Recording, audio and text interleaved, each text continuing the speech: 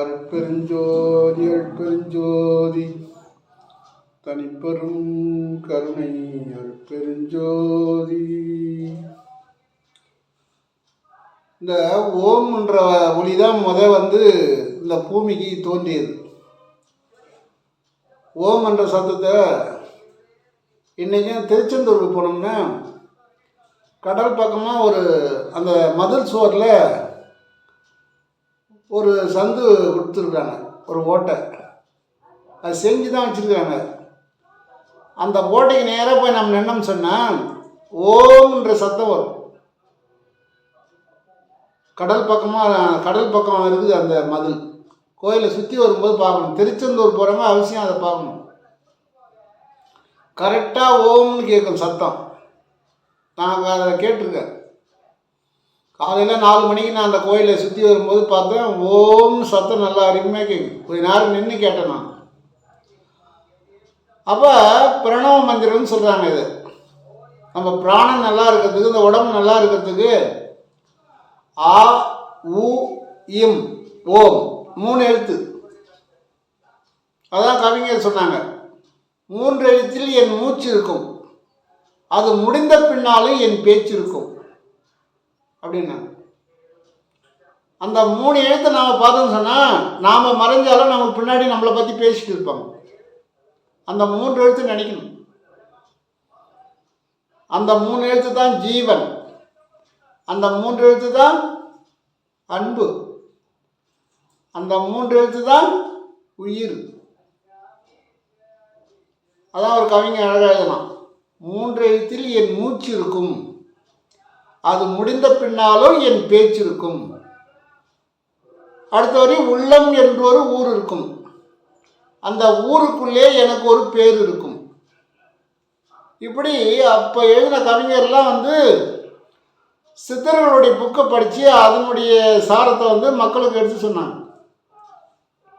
அப்போ இதை நாம் காலையில் எழுந்த உடனே அழகாக இந்த ஓம் சொல்ல பார்த்து, ஓம் இப்படி நம்ம அடிவத்துலேருந்து போவோம், தொப்புலேருந்து போவோம்.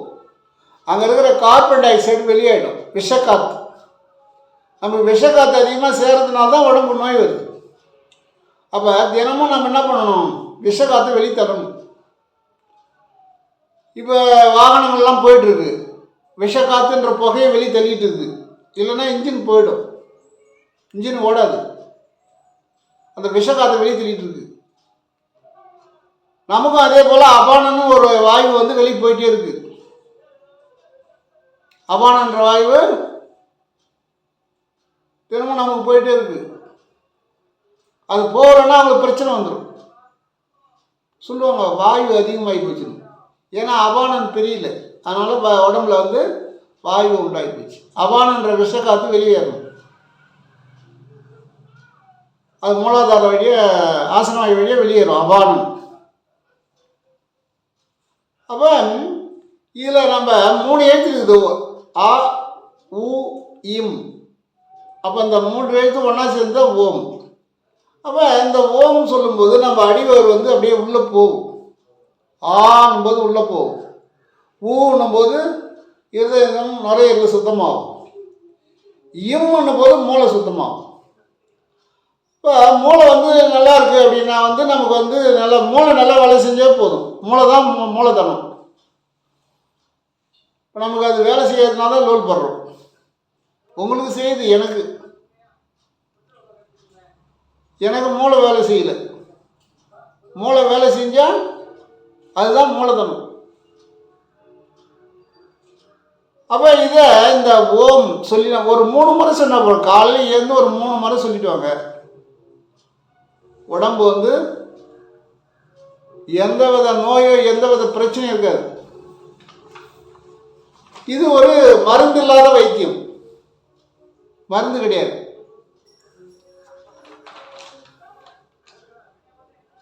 சின்மய வடிவம் காட்டி ஜீவன் தன்னை மேலேற்றி, சின்மய வடிவம் காட்டி ஜீவன் தன்னை மேலேற்றி, ஒளி தன்னுள் காட்டி, உயிர் ஒளி தன்னுள் காட்டி, ஜெகஜோதி சுடராய் தோன்றி, ஜெகஜோதி சுடராய் தோன்றி, ஜெகம் உய்ய வந்தாய் போற்றி, இந்த ஜெகம் உய்ய வந்தாய் போற்றி, சித்த வித்தை தந்தாய் போற்றி. நம்ம சித்தர்கள் கொடுத்தது தான் சித்த வித்தை. இந்த உடம்பு தான் சித்தம். சித்தமெல்லாம் எனக்கு சிவமயமே, இதை சேவித்த கரங்களுக்கு இலபயமே, சித்தமெல்லாம் எமக்கு சிவமயமே அப்படின்னு சொன்னாங்க.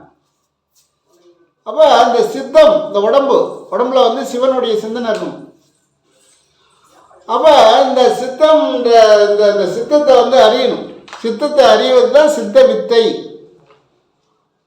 தன்னுள் இருக்கிற ஜீவனை வெளியே அழிய விடாமல், என்ன சொல்றாரு, தன்னுள் இருக்கக்கூடிய ஜீவனை, ஜீவன் ஜீ போட்ட அந்த சுழிச்சா ஜீ, சுழிக்கலாம் ஜீவம், சிவம் வந்துடும். அப்போ தன்னுள் இருக்கின்ற ஜீவனை வெளியே அழிய விடாமல், வெளியே விட்டுடாதீங்க. விட்டுறதுனால தான் நோய் வருது, விட்டுறதுனால தான் இறந்து போகிறீங்க. நீங்கள் மாட்டும் பிறவி எடுத்துகிட்டே வரீங்க. 31,000 சொல்கிறாங்க, 31 பிறவின்னு சொல்கிறாங்க, எத்தனையோ பிறவி சொல்லிட்டு இருக்காங்க. பட்டினத்தாடிகள் அவர் மாட்டு சொல்லியே போகிறார், நிறைய பிறவி இருக்குது, பிறவி பிறந்து வந்தேன் அப்படின்னு. அப்போ தன்னுள் இருக்கின்ற ஜீவனை வெளியே அழிய விடாமல், என்ன சொல்றாங்க பாருங்க, அந்த ஜீவனை வெளியே விட்டு அழிச்சிடுறீங்க அப்படின்றார். தன்னுள் எப்பொழுதும் விசுத்தில் இருந்து மேலேவும் கீழேவும் ஏற்றி இறக்கவும், தன்னுள்ள இருக்கிற ஜீவனை எப்பொழுதும் விசுத்தின தொண்டக்குழி, இந்த தொண்டக்குழியிலிருந்து மேலே ஏற்றவும் இறக்கவும், இப்படி ஏற்றி இறக்கினால், திருமூலர் சொல்றார், ஏற்றி இறக்கினால் இருகாலும் பூரிக்கும், சூரியகளையும் சந்திரகளையும் பூரிக்கும்.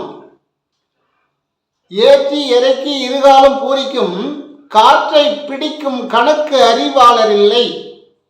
காற்றை பிடிக்கும் கணக்கு அறிவாளருக்கு கூற்றனை உதைக்கும் குறியதுவாமே. யமனுக்கு பேர் கூற்றன். கூற்றன்னா 2ஆ பிரிக்கிறவன். இந்த உடம்பு தனியாக உயிர் தனியாக பிரிச்சிருவான், அதான் அவனுக்கு கூற்றன்னு சொன்னாங்க. அப்போ திருமூலர் சொல்றார், கூற்றனை உதைக்கும் குறியதுவாமே. கூற்றனை உதைக்கலாம் பண்றாரு. இந்த காற்றுல இவ்வளோ விஷயம் இருக்குது பண்றாரு. இந்த காற்றை நீங்கள் அழிய விட்டுறீங்க, ஜீவனை அழிய விட்டுறீங்க, அதுக்கு ஒரு ரகசியம் சொல்கிறேன் அப்படின்னு சொல்கிறாங்க. அப்போ எப்பொழுதும் தன்னுள் இருக்கும் ஜீவனை மேலும் கீழுமாக நடத்தி கொண்டே இருக்க வேண்டும். பிரம்ம ரகசியம், இது வந்து பிரம்ம ரகசியம்னு சொல்கிறாங்க. பிரம்ம ரகசியத்தை தட்டி திறந்து கீழே உள்ள ஜீவனை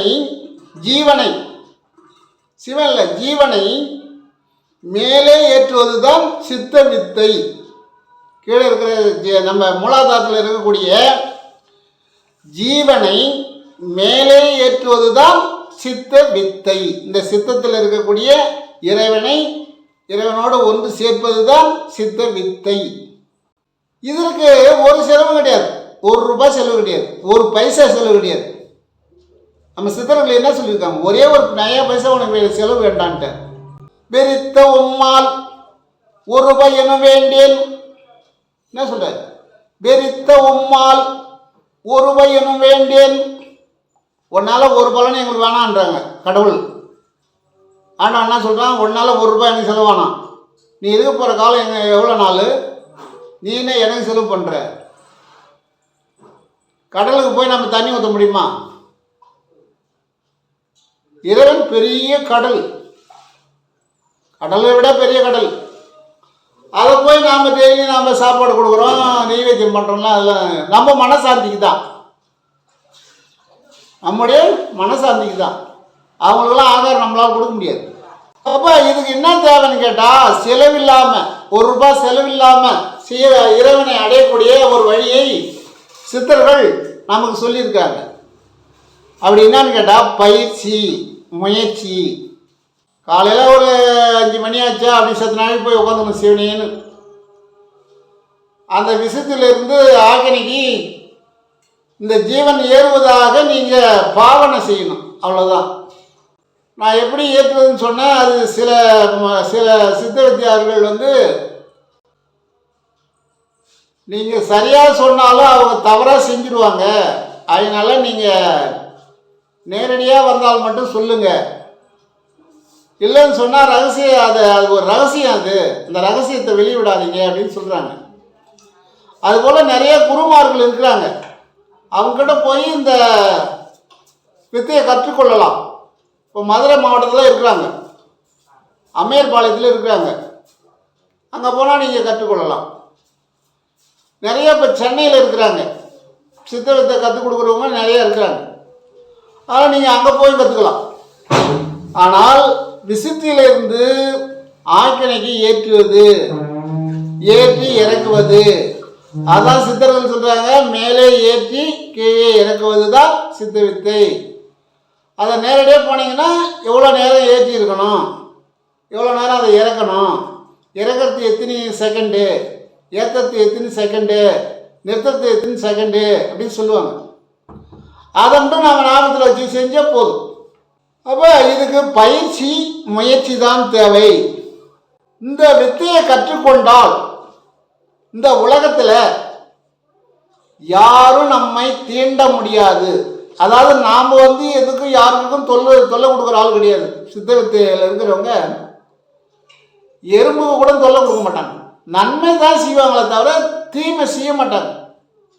இருந்தாலும் இந்த பூமியில் தேவர் காலத்திலே அசுரர்கள் வாழ்ந்திருக்கிறார்கள், தேவர்களை துன்பப்படுத்தியிருக்கிறார்கள். அதுபோல இப்பொழுதும் அசுரர்கள் இருக்கிறார்கள். அப்போ நாம் என்ன செய்யணும்னு கேட்டால், நம்ம சித்த வித்தையை ஒழுங்காக இடைவிடாமல் அந்த பயிற்சியும் முயற்சியும் செய்தால் இந்த அசுரர்கள் நம்மை தீண்ட முடியாதுன்னு சொல்றார். சித்தர்கள் என்ன சொல்றாங்க, அவங்களாம் நம்மளை தீண்டவே முடியாதுப்பா அப்படின்றாங்க. தீண்டினால் அவர்களுடைய நிலைமை மோசமாகிவிடும், மீறி நம்மளை தீண்ட முடியாது. அப்படி தீண்டினால் அவர்களுடைய நிலைமை மோசமாக ஆகிவிடும்.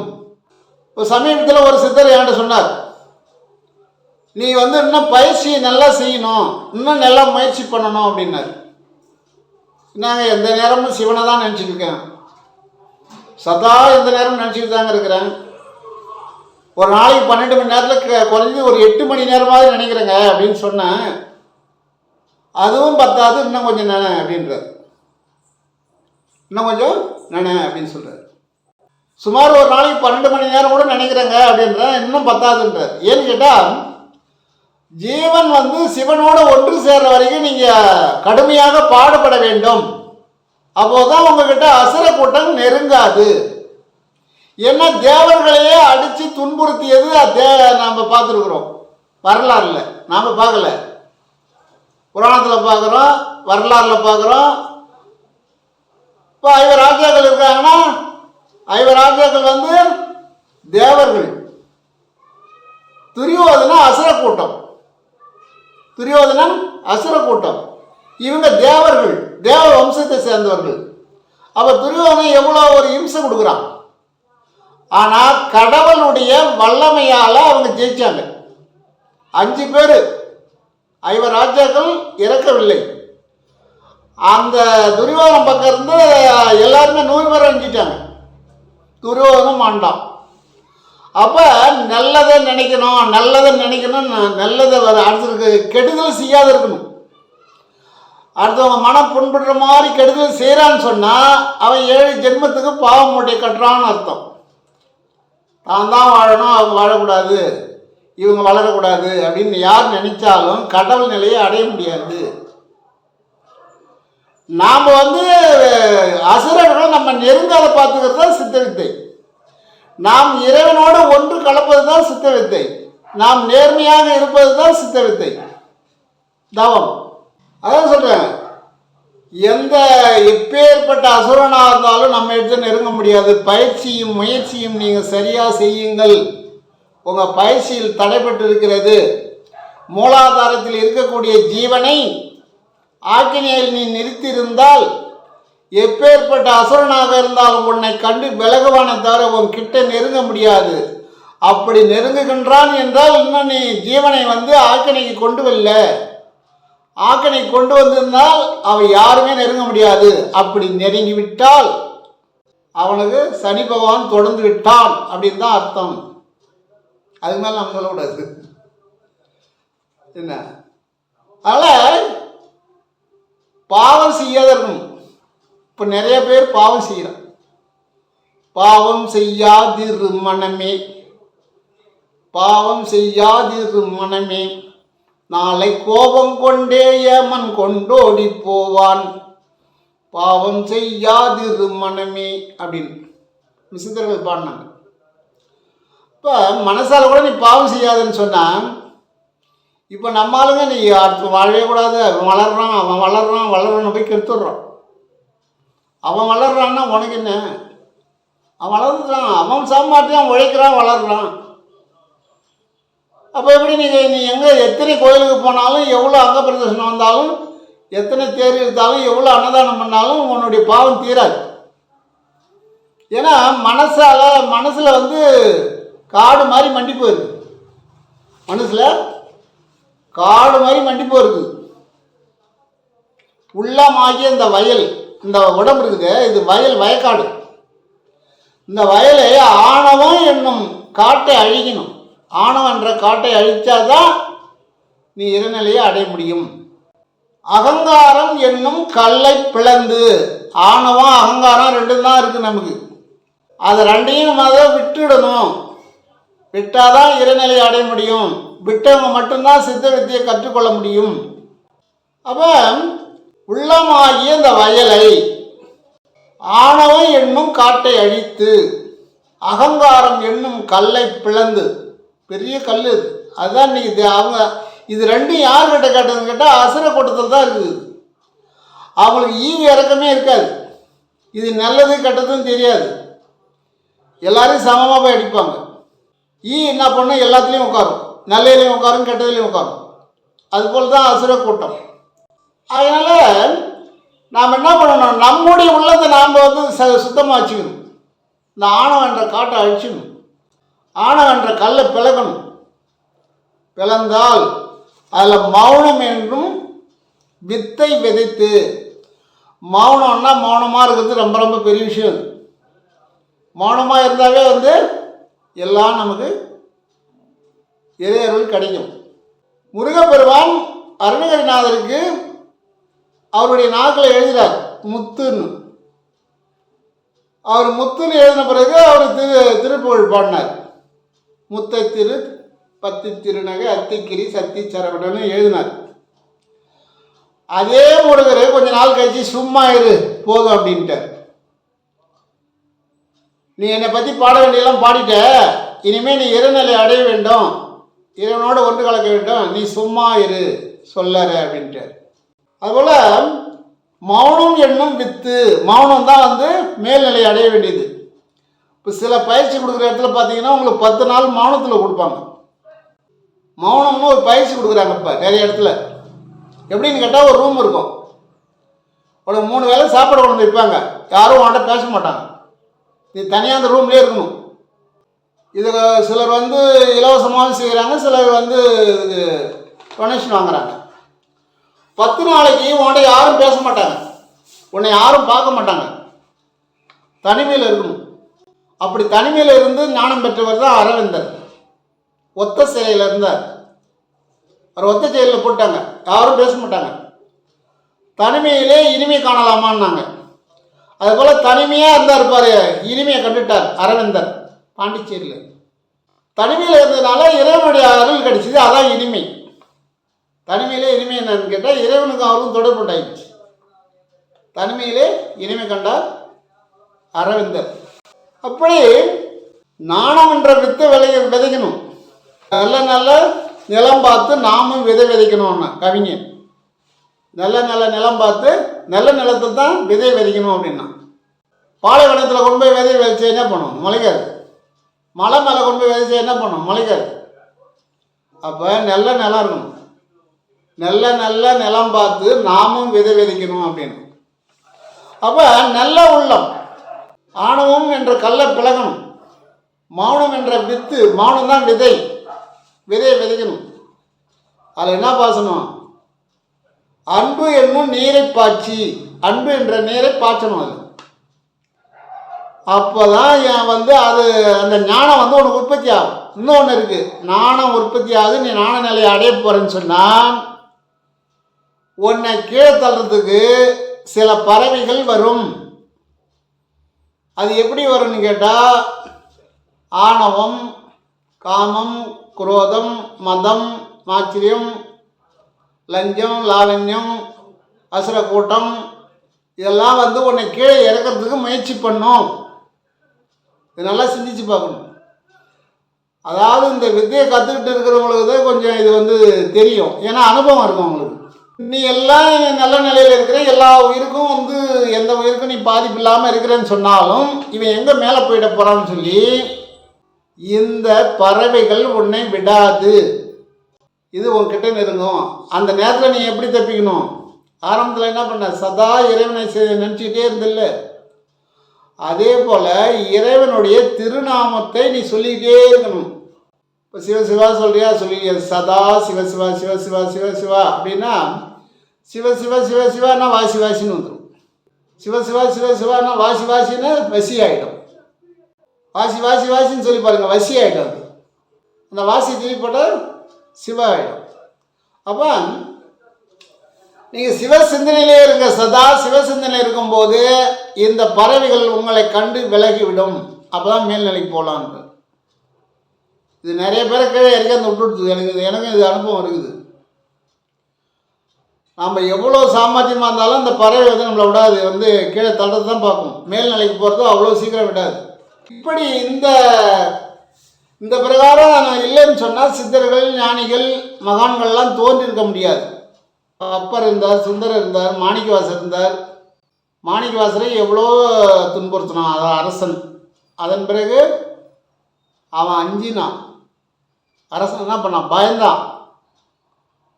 மண்ணில் போட்டு போச்சுட்டான் தலையை விட்டுட்டு மாணிக்கவாசரை.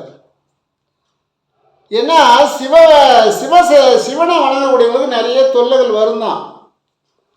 அவர் கடைசியாக தான் வருவார், உயிர் போகிற நேரத்தில் வந்து காப்பாற்றுவார். சக்தியை வணங்குறவங்களுக்கு அப்படி கிடையாது, அவங்களுக்கு மனசு தாங்காது, உடனே வந்துடுவாங்க. நீங்கள் சக்தியை வணங்குறவங்களாம் போகிறாங்க, அவங்க நல்லாவே செல்வாக்காக இருப்பாங்க. சிவனை வணங்குறவங்க பார்த்தா அவர்கிட்ட எல்லாத்தையும் பிடிக்குவான். இப்போ சிவபக்தன்கிட்ட போய் நீ கேட்டீங்கன்னா எல்லாம் கொடுப்பார், சாப்பாடு போடுவார், காசு கொடுப்பார், எல்லாம் கொடுப்பார். அவர் பார்த்தா கஷ்டப்படுவார். இவன் காசு வாங்குறான், சாப்பாடு வாங்குறான், எல்லா உதவியும் வாங்கிக்கிறான், அப்புறம் அவரே உதைப்பான் சிவபக்தனை. அப்புறம் கடைசியாக வராரு சிவன், அது வேறு. ஆனால் சக்தி உபாசனையில் இருக்கிறவங்ககிட்ட நெருங்க மாட்டான், பயப்படுவோம். சக்தி வழிபாட்டில் இருக்கிறவங்கள்ட்ட பயப்படுவோம். அப்போ நம்ம சித்தர்கள் என்ன பண்ணிட்டான்னு கேட்டால், இதை இடைவிடாமல் செய்ததுனால, அவங்ககிட்ட முயற்சி இடைவிடாத அவங்க செஞ்சதுனால இறையருள் நிச்சயம் கிடைச்சது, அவங்களுக்கு கட்சி போச்சு. எதிரிகளே இருக்க மாட்டார்கள். எப்படி? எதிரிகள் இருப்பாங்க, அவங்க நம்மகிட்ட நெருங்க மாட்டார்கள். நம்மை கண்டு அஞ்சுவார்கள். சித்தர்கள் சொல்கிறாங்க, நம்ம கண்ட அஞ்சில் இல்லை நம்மகிட்ட வீண் பம்புக்கு வரான்னு சொன்னால் நம்ம இன்னும் பயிற்சியை இன்னும் சரியாக செய்யணும்னு அர்த்தம். முயற்சியை விடக்கூடாது. நமக்கு தோல்வி வரும்போது இன்னும் கொஞ்சம் நம்ம முயற்சி பண்ணணும். எவ்வளோ தோல்வி வந்தாலும் தோழக்கூடாது. அதான் சொல்லுவார், வஞ்சகர் அஞ்சினர் வாய் மூடி சென்றனர் திரும்பவும் வாசலில் நின்றனர் தஞ்சம் எமக்கருள் சாமி என்றனர் அப்படின்னு வள்ளல் பெருமான் எழுதினார். ஆனால் வஞ்சகர்கள் அஞ்சுவாங்க. நாம் இருக்கிற இடத்துல இருந்து கொண்டா எல்லாம் சவிக்குமே.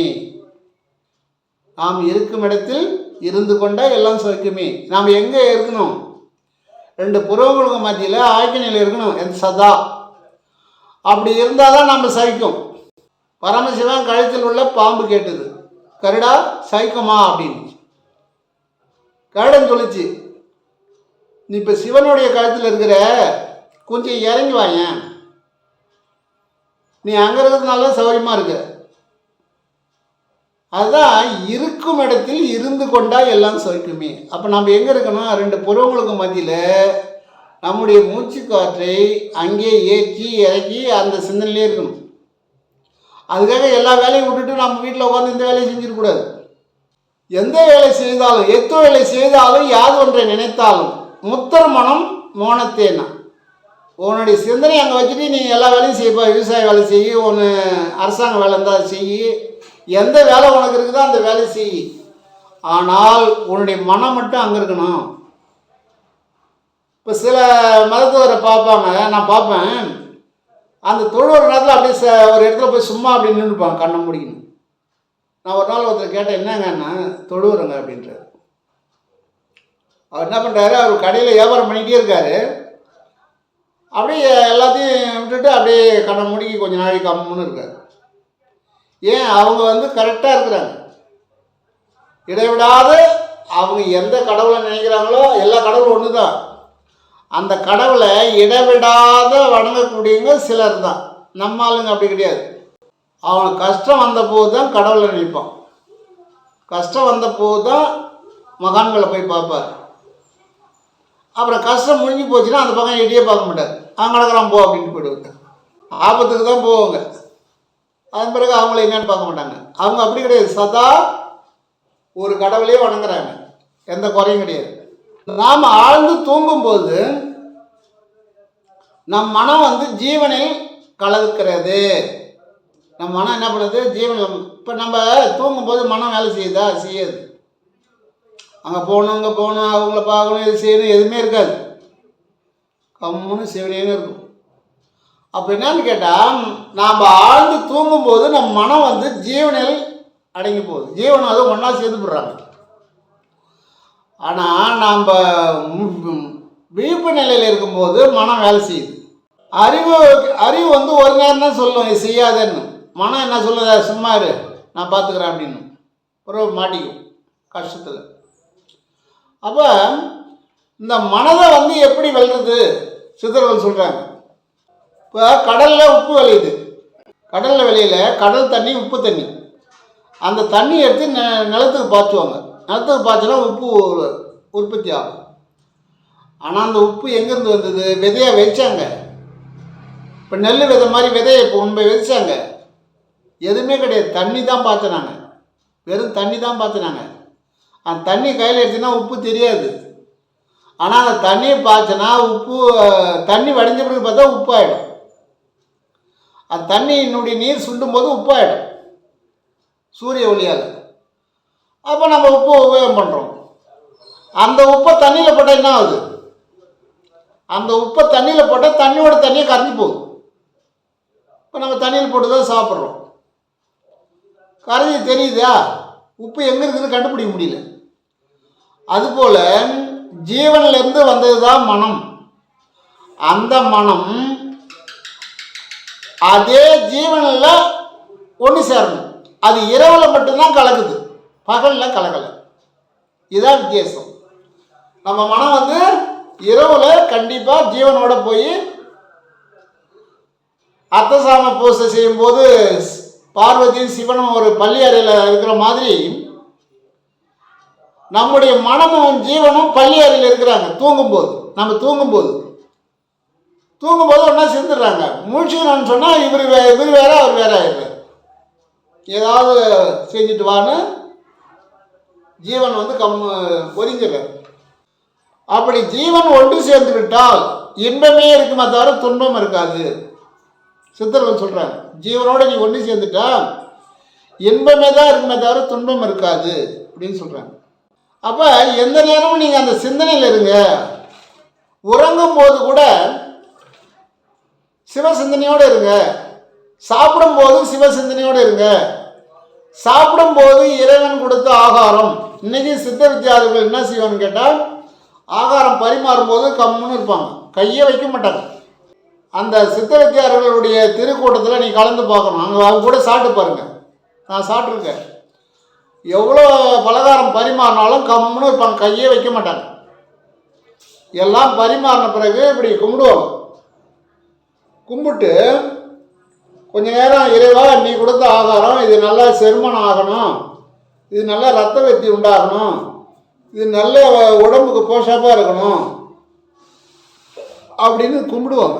கும்பிட்டுட்டு கொஞ்சம் ஆகாரத்தை எடுத்து இப்படி புருவ மத்தியில் காமிப்பாங்க.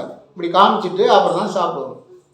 ஒரு சிலர் என்ன பண்ணுவாங்க, தண்ணி எடுத்து அப்படியே சுற்றி, அவங்க என்ன சொல்லுவாங்க, சுற்றி பிசாசுகள் இருக்குது, பூதகணங்கள் இருக்குது, அதெல்லாம் இந்த ஆகாரத்தை வந்து தொடக்கூடாது, இந்த ஆகாரம் எனக்கு நல்ல ஆகாரமாக இருக்கணும், இது உடம்புக்கு நல்லா வேலை செய்யணும், இது உடம்பு நல்லா வைக்கணும் அப்படின்னு சொல்லி அவங்க தண்ணியால் கட்டுவாங்க. அது ஒரு சிலர். ஆனால் சித்த வித்தியார்கள் என்ன சொல்கிறாங்க, இந்த ஆகாரத்தை ஆண்டவனுக்கு சமர்ப்பணம் செய்துவிட்டு சாப்பிடுங்கள். சாப்பிடும்போது ஒரு பொடி எடுத்து எட்ட வச்சுருங்கன்னு சொல்லுவாங்க. ஏன்னா எதுக்காவது கொடுக்கணும், நம்ம சாப்பிட்ட பிறகு கொடுக்கக்கூடாது.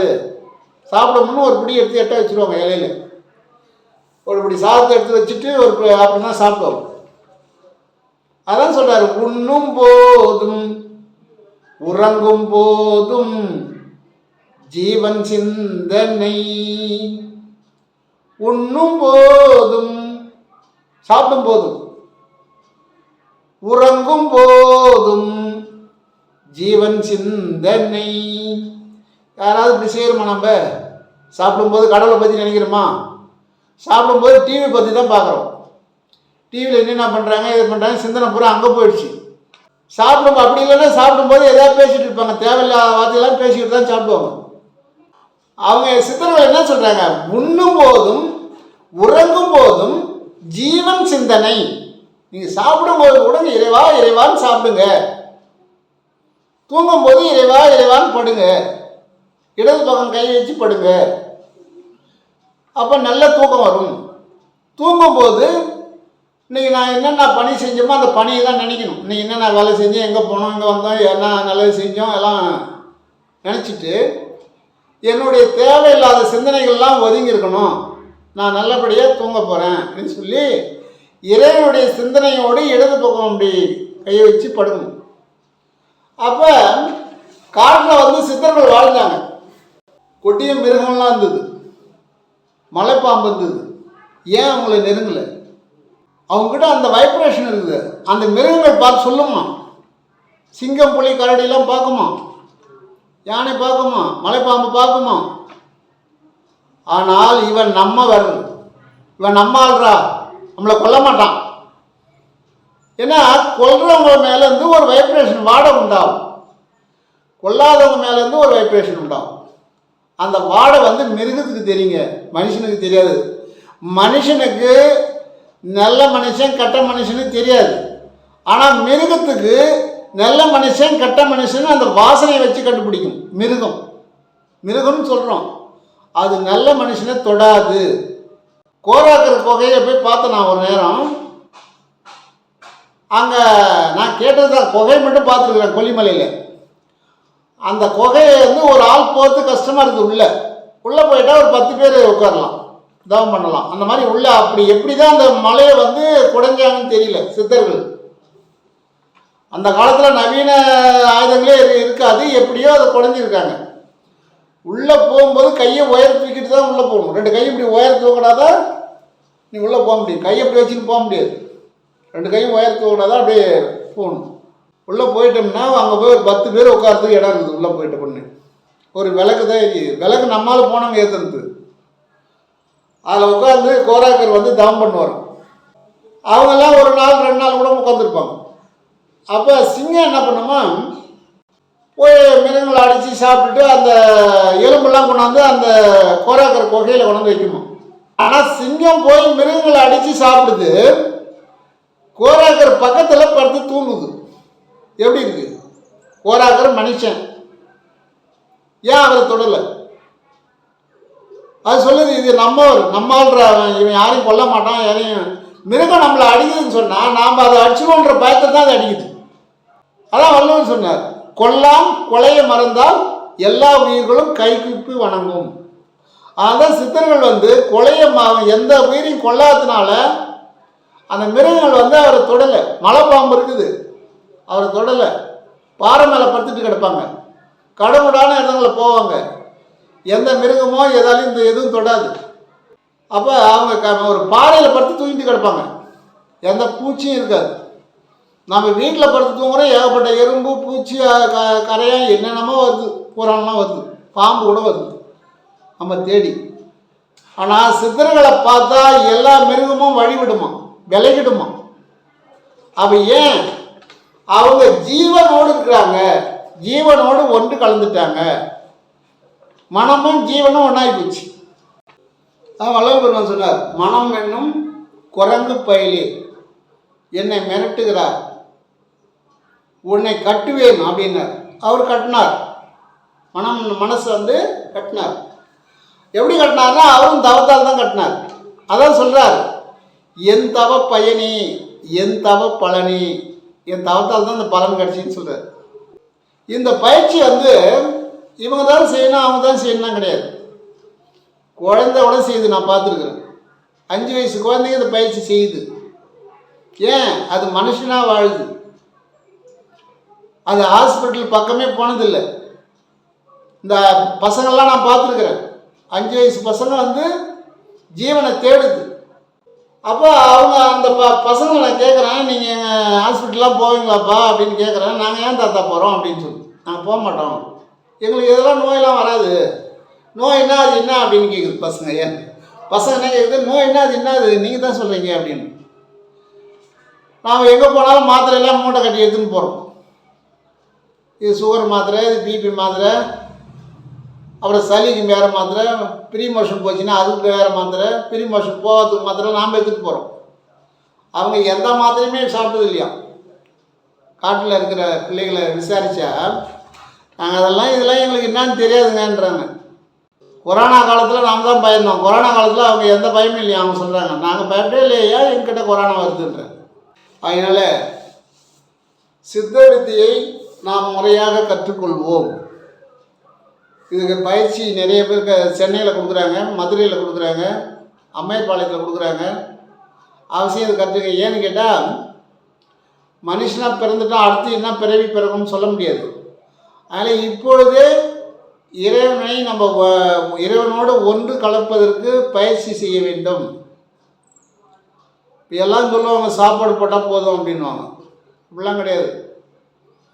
சாப்பாடு போட்டுவிட்டா பார்த்தா அப்புறம் கசாப்பு கடையில் போய் நிற்பாங்க. யாரும் தப்பாக நினைக்கக்கூடாது. நான் நிறைய பேர் பார்த்துருக்குறேன், சாப்பாடு போட்டு கசாப்பு கடையில் நிற்பாங்க. அது ஜீவகாரண்யம் இல்லை. ஜீவர்களை கொள்ளாது இருப்பதே ஜீவகாரண்யம்.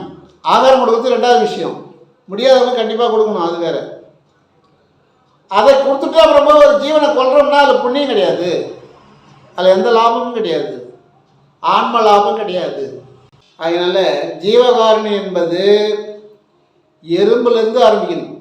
எறும்புலேருந்து அனைத்து ஜீவர்களையும் கொல்லாமல் இருப்பது தான் ஜீவகாரண்யம். அப்படி இருக்கிறது தான் கஷ்டம். நாங்கள் அது மாதிரி இருந்து பார்த்தோம், இப்போ இருந்துக்கிட்டு தான் இருக்கிறோம். டெய்லி எல்லாம் அது இதை பண்ணிக்கிட்டு தான் இருக்குது, சேட்டை பண்ணிக்கிட்டு தான் இருக்குது. இருந்தாலும் என்ன செய்யுது, சிவசிவா சிவசிவான்னு இருக்கிறோம். அதுபோல் ஜீவர்களை கொல்லாது இருப்பதே ஜீவகாரண்யம் என்று சொல்லி எனக்கு தெரிந்தவற்றை தங்களுக்கு தெரிய வைக்க வேண்டும் என்ற ஆர்வத்தோடு சொல்கின்றேன். இதில் நல்லவை மட்டும் எடுத்துக்கொள்ளுங்கள். அருட்பெருஞ்சோதி அருட்பெருஞ்சோதி அருட்பெருஞ்சோதி அருட்பெருஞ்சோதி.